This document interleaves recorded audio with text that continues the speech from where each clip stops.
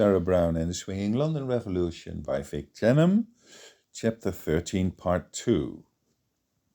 My mentor, meanwhile, had changed his tone. I am telling you this because we have a similar fate for you in store, my friend. An electric fuse set the inside of my skull, somewhat numbed out by unhappy drugs use, on fire. Rational thinking disappeared and naked fear took over. What do you mean? You also belong to the old crowd, Tara, he said solemnly. You were the happy generation. You had rock and roll and beat music, and you lived through optimistic years, with the war fading out of people's memories. Rougher times are ahead, though. Britain's industry is getting outdated, and we may have to enter the European common market to survive. Youth culture is going to reflect that. We'll give them love and peace, thanks to the Beatles, but there will be a rough edge. There will be disappointment at the right time. Sir John threw away his cigarette butt, and I did too. Every 5 years, there is a new generation ready for a new idea to guide them towards adulthood. Sometimes they come faster, but we can operate only so many trends at a time. The Rolling Stones were a happy surprise. Their music has been forecasting the new era, and they will be very much part of it. Brian Jones is a really cool guy, I remarked stupidly, and it sounded as if the words weren't mine, as if someone else was pulling up my memories. I guess it beat thinking of my death. Which makes him a fool, Sir John said. Our bet is on Mick Jagger. He is smart and ruthless enough to play our game. I believe we already have him. I know. Turning back to your case, Tara, your time has come. We need you out of the story. But why me? I protested meekly. I'm a father of 2. They will be fine. And so will you, dear Tara. You have given us all a great show. You were quite fantastic. Of course, you were totally yourself. That is why you were perfect for your role. And you delivered. We are all very grateful to you and wish you the best. But we need Swinging London to go out with a bang. And the bang is you. You are going to die, Tara, in another car crash, officially. It will be in all the newspapers and on television even. Everybody will know you are dead. My license is suspended. I haven't been driving since June. There will be time for you to drive, no doubt. And do not forget, passengers get killed in accidents too. Let's see if we can lift your ban a few weeks sooner. That would be very much appreciated, sir, I said submissively. Look here, Tara, it's not so bad. You are going to get a new life, and it will be a good life. Wasn't it you who often said he might die young? It was. Think of your premonition as being advanced a few years, and get a second life in exchange.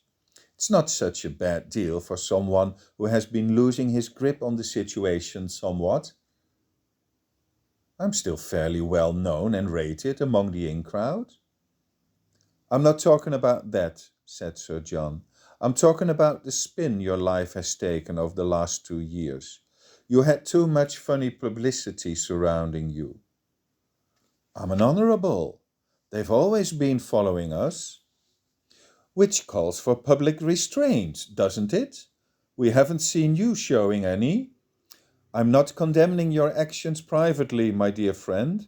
We've all been young and searching for fun, but you must understand we represent an establishment which thinks highly of itself, which in general is inclined to calmer expressions of joy than you have sought over the course of your life. And you know it. You have always been proud of it. Absolutely. We believe your actions do not bespeak your public visibility. You're now even engaged in a divorce settlement. The settling part we haven't quite reached yet. Tara, Sir John exclaimed. Do you see what I mean? You're getting ahead of the game. You are trying to be a trendsetter, where you used to be an early adapter. You've become too much of a star in your own right, dear Tara. There's nothing wrong with that in itself. It's just that it makes you vulnerable to blackmail. Your blackmail, you mean? Well, yes, in this particular case, but other influences are imaginable as well. Where it all boils down to is that we don't want you around any longer. You are becoming a liability to the cause, Tara. See it as something inevitable. Somewhere the force of the performance has driven you. Be proud of your achievements and embrace your new life. I needed to think his words over. I needed to smoke. I needed to smoke real fast and think straight. I got myself ready for what I was craving.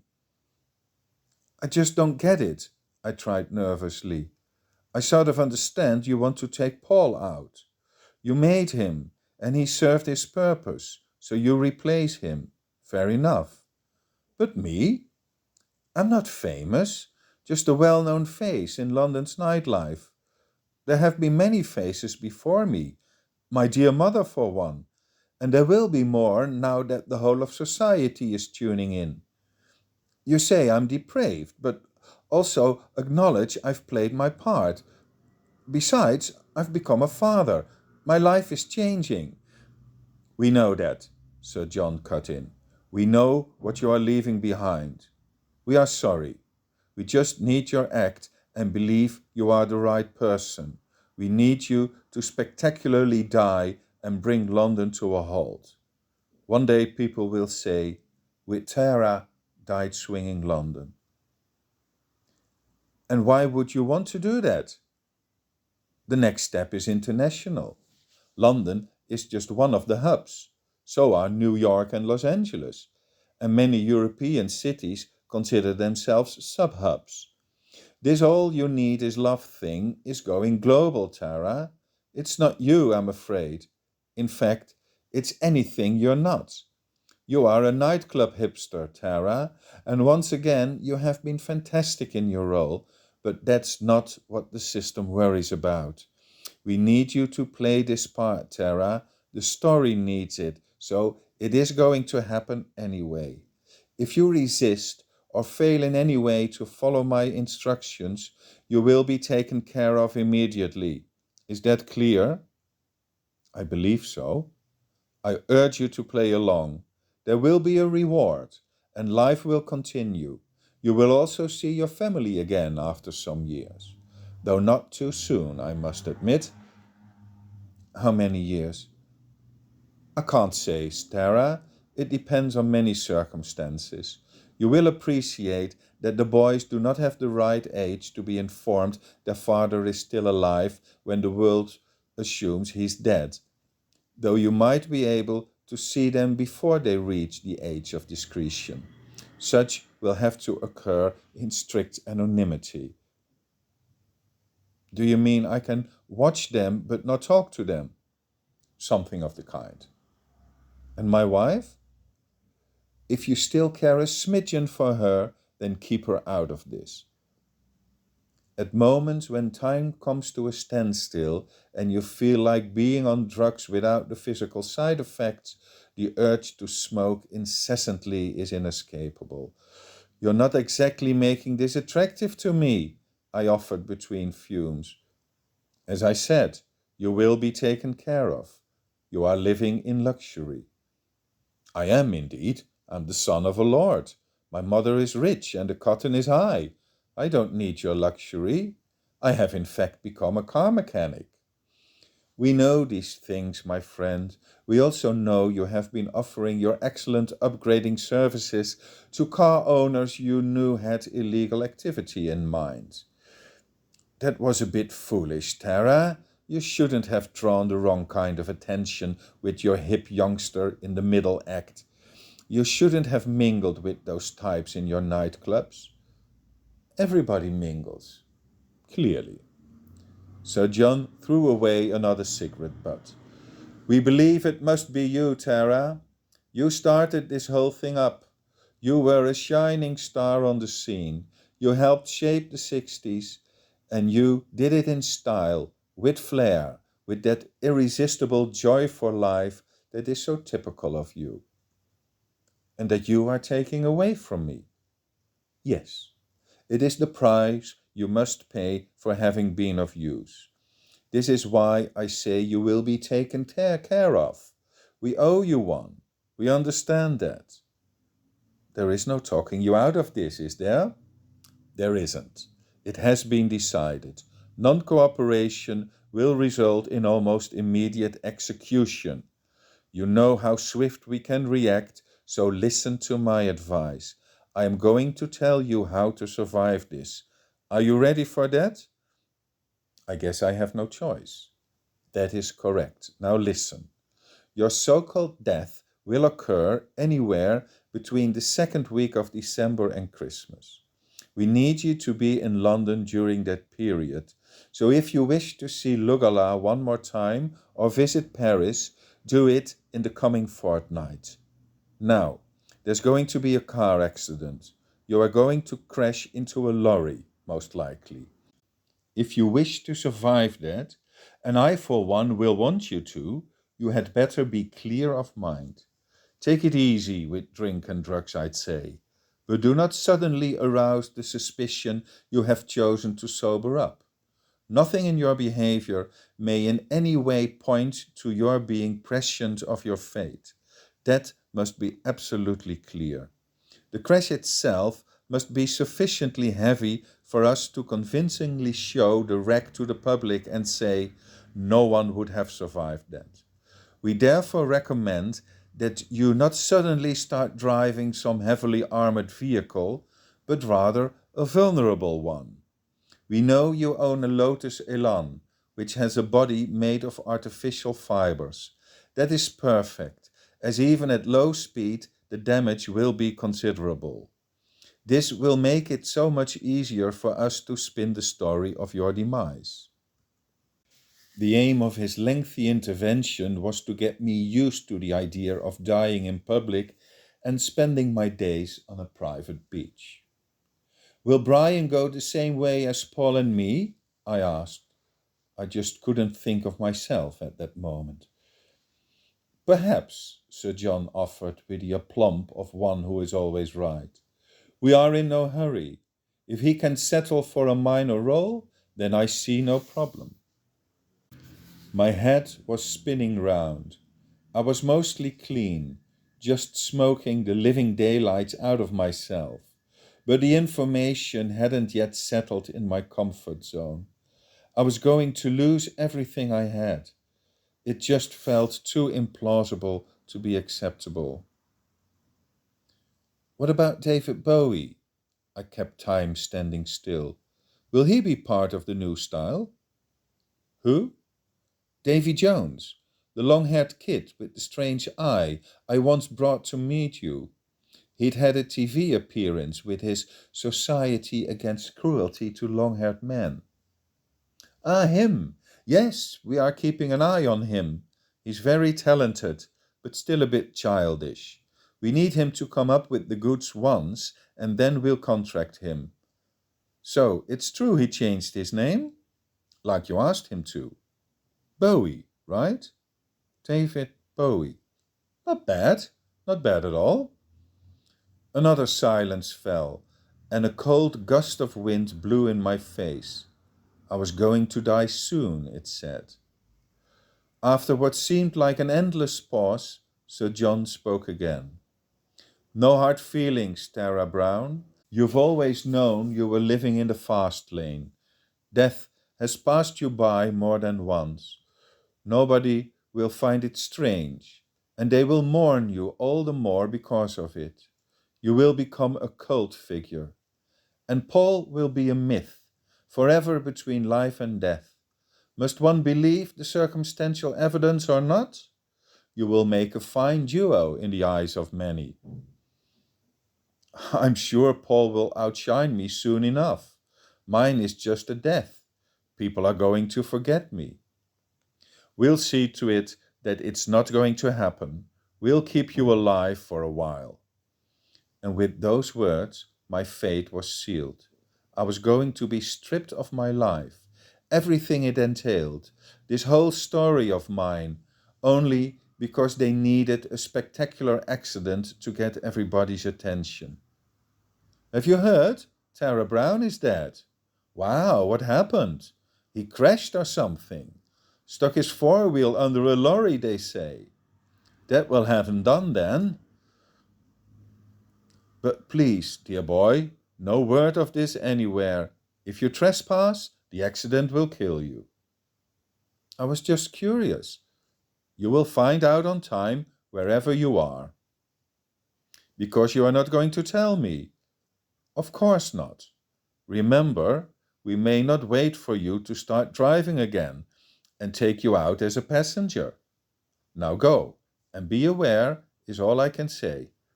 Some of your apparent driving skills will be needed." With that last sentence in my head, I walked the streets of West London, my playground for the last 5 years. Over. No more living for fun, doing stuff for fun. No more being Tara the Wonder Kid. No more London or Paris or Lugala. Where was I being taken? A place where no one was going to find me. That didn't sound like an exciting big city. No fun seemed the main change. No fun, new life, no fun. Slowly, my eyes filled with tears. I can cry if I must. Mine haven't dried up yet, like many of my peers had. People thought it funny, but I wasn't fazed. I had always liked being the boy who grew up by a lake and felt no need to change my ways. London was just a brick forest to me, ugly and weird, but definitely magical. And now I was saying goodbye. I guess Sir John was right. It had been coming. Without Paul, a new era was heralded, without a prominent role for the hip scene either, most likely. Young people had more money than before. The scene had exploded and become a mainstream desire, taking away from cool and style. Can you imagine football fans on acid? That's what we were heading for. They, I mean, the rest of us, of you, not me. I was talking myself out of the picture, wasn't I? Then again, what choice did I have? The times they were a-changing because some hotshots said they would. I had always known I would die young. Sir John was right about that. I had recently even made the possibility a topic of conversation, perhaps because I somehow believed the luck I was born into couldn't last forever. They who have everything going for them are only allowed a limited number of years, something in that vein. What I hadn't suspected was that only my life was going to die. Tara, the father of two wonderful boys, husband to an estranged wife, pal to so many friends, light of the dance floor, opener of doors to budding artists and assorted hip cats. All that would soon be gone. My body and soul, though, would live on. A naked perspective, to say the least, as in the novel I had recently picked up. Well, I could always finish myself off for real. All those many who had gone the road before Paul and me, for how long had they been enjoying the complete care that Sir John had promised?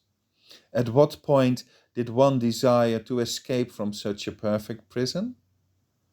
But first, I was going to die officially, in a car accident.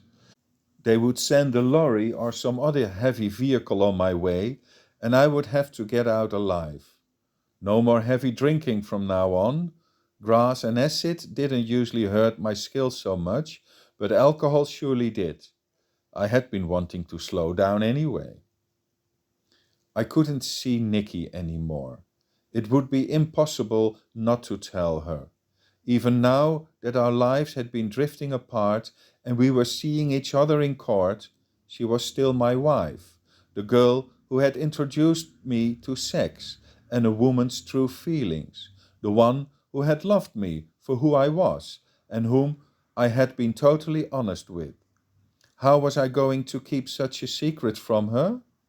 We were separated, that much was clear. There were money issues which could be settled. There was the custody of our children, which we both were in the process of losing. So there was no case at all, in fact, but it was certainly something to theorize about for a lot of money. We were both resigned to the inevitable and wanted to get this whole thing over with as quickly as possible. But the court and its courters thought differently. So it dragged on at our expense. At least the whole affair gave me the excuse to stay away from Nikki, to leave her be and not infect her with my sorrow. Yet I knew I didn't want to be alone.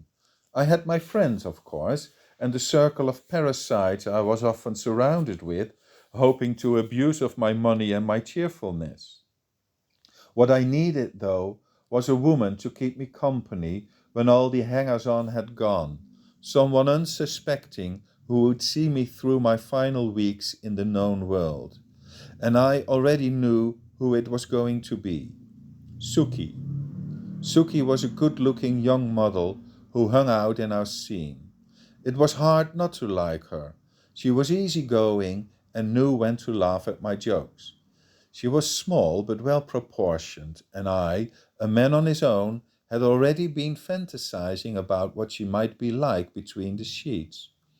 I knew where to find her, and when I made a pass at her, she whispered in my ear, "I'd been wondering what kept you so long." We were into December. I knew I had no more than 3 weeks to go, and I hadn't got my license back yet. Despite Sir John's words, it seemed unlikely they would have a go at me as a passenger in someone else's car. When I did get it back at last, there were less than 2 weeks left. Of course, I desperately needed to drive. I needed to be driving all the time. And after having done the rounds in my amazing Cobra, I turned to the Lotus Elan, because its glass fiber hull would shatter easily. Driving through London used to be either fun or tedious, depending on the density of its traffic. Now it was becoming dangerous. I knew I was going to crash, but I didn't know how, and I didn't know when.